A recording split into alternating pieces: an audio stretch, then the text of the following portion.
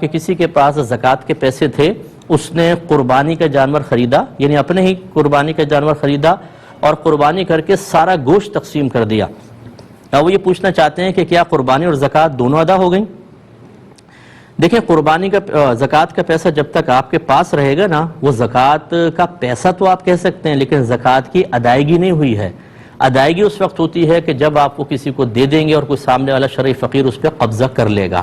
اب یہاں یہ ہوا کہ آپ نے جانور خریدا قربانی کی نیت سے، تو جب وہ آپ کے پاس پیسہ تھا تو وہ آپ نے کسی کو دیا، کوئی آپ نے تو قربانی کی نیت سے جانور خرید لیا اور پھر اسے قربان کیا، تو یہ تو قربانی میں پیسہ لگ گیا۔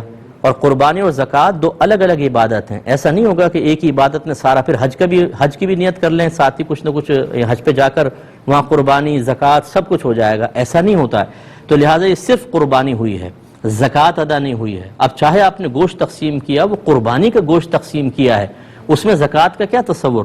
تو لہٰذا زکوٰۃ ادا نہیں ہوئی، آپ کو زکوٰۃ علیحدہ سے ادا کرنی ہوگی۔